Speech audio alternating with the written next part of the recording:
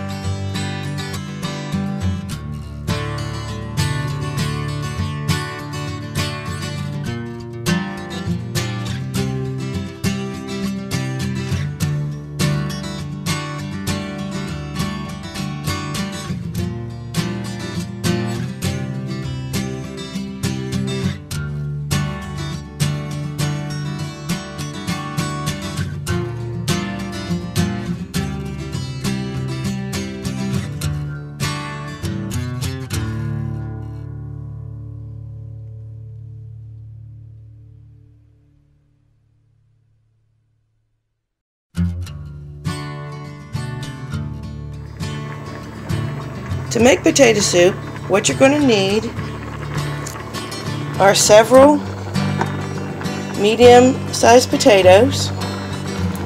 In my pot here, I've already peeled and rinsed in a separate bowl of water.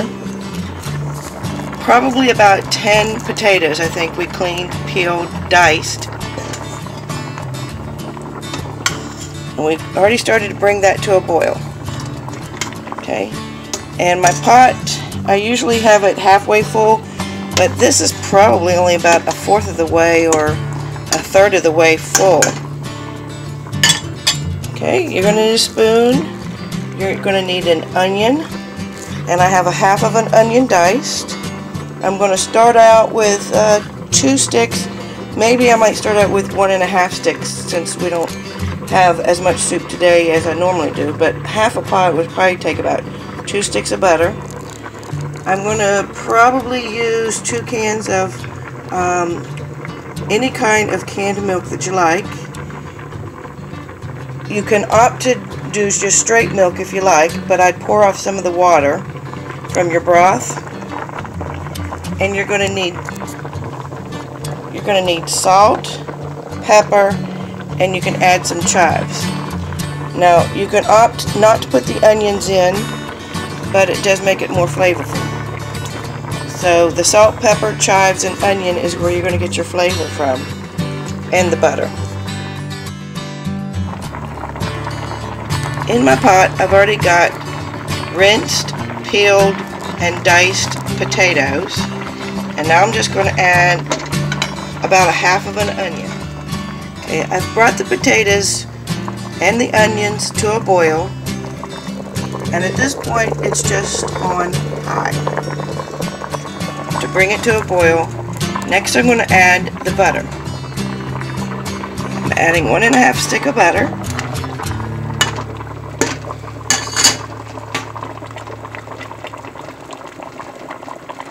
I'm also going to add salt. That's probably a teaspoon to a teaspoon and a half. Now I'm going to add some chives. And that's probably 2 to 3 tablespoons of chives. and then I'm going to add pepper to taste. Okay, my potatoes I've given a good stir with a spoon, and I can tell that the potatoes are cooked. There's potatoes, onions, butter, salt, pepper, and chives in the pot at this point, and it's still on high.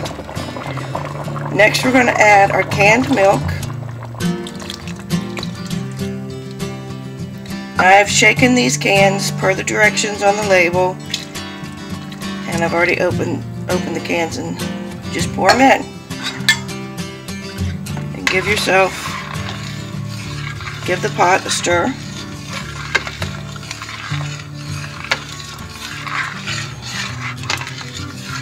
Now at this point you want to go ahead and turn the heat down on your pot, or else your milk will burn to the bottom of the pot.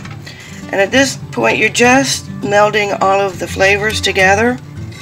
Once that milk has a chance to get heated through the pot, you want to give this a taste, and at that point you can add more salt, more chives, more butter if it needs it, more pepper. But folks, that's it. That's all it takes. Now I have taken carrots and used the little tiny little shredding pieces from a grater. Have put tiny little pieces of carrots in there as well, and that makes a good soup. So far this is all it is. Okay, the boiling has significantly gone down. I'm just scraping the bottom of the pot at this point carefully. You don't want to disturb your potatoes too much, or else they'll break up too much for you. Okay, and you can have a soup that is thinner broth like this, but a lot of times we like to eat it more like a chowder. So I'm going to make a thickener for that, and all it is a little bit of water. It's probably about 1/4 of a cup, and some flour, and you just mix that together. And you want this to be very thick, and that'll help keep down your lumps.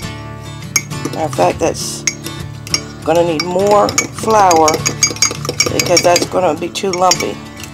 So off camera, I'm going to stir this a little better, add some more flour to it, and give this a good stir, get all those lumps out, and then we're going to slowly add it to our soup. I've added more flour and given this a good stir to the consistency. It's almost like a thick pancake batter, and I'm going to add some more water to it at this point to start thinning it down now that all the lumps are out. You want your thickener to be thick in the beginning so that you can slowly work the lumps out. The thicker it is in the beginning, the better chances are you're going to get your lumps out, and then you start thinning it down. Added more milk to this. You can use milk or water to make your thickener. So I started with water and chose to finish it off thinning it down with milk. And I just gave it a good stir, and notice you don't have lumps in it. One little tiny one there, but you can't barely even tell that's there. See? I'm stirring, and there are not lumps coming up through there. So now what you're going to do is you're going to pour this into your pot slowly and carefully stir at the same time.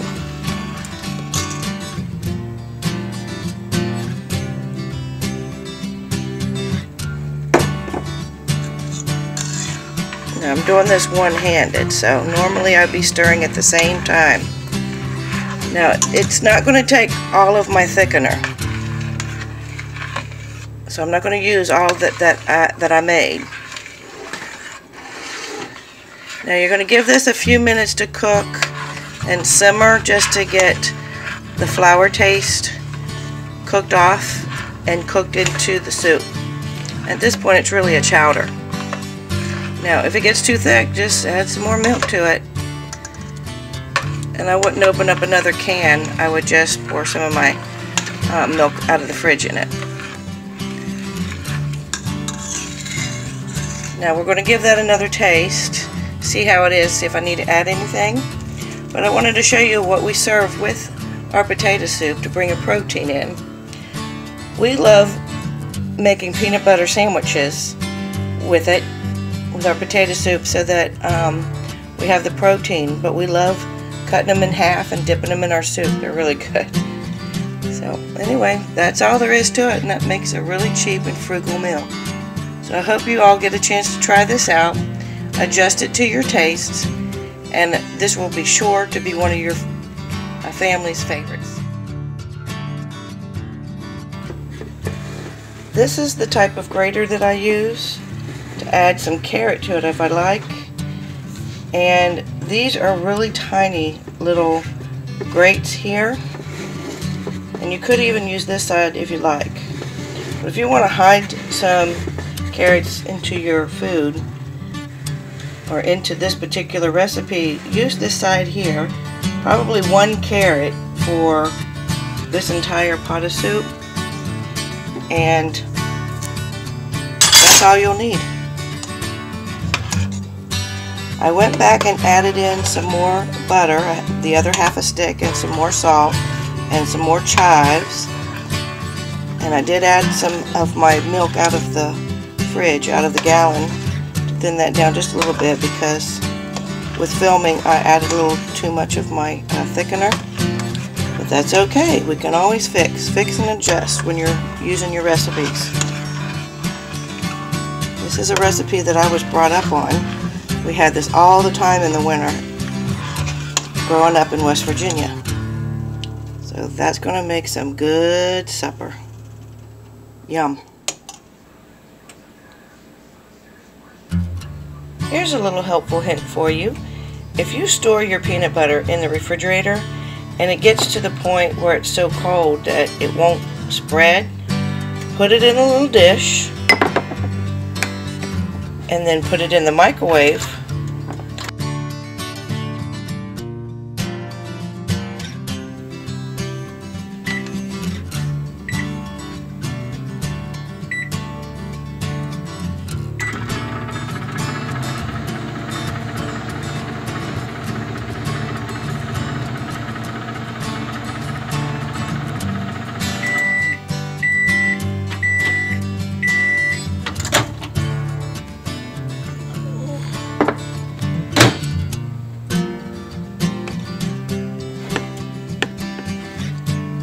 Softens it right up for you. Now you can spread it.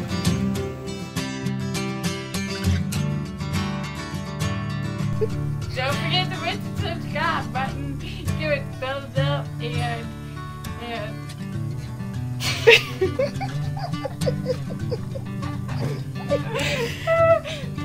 Are you still recording? Yep.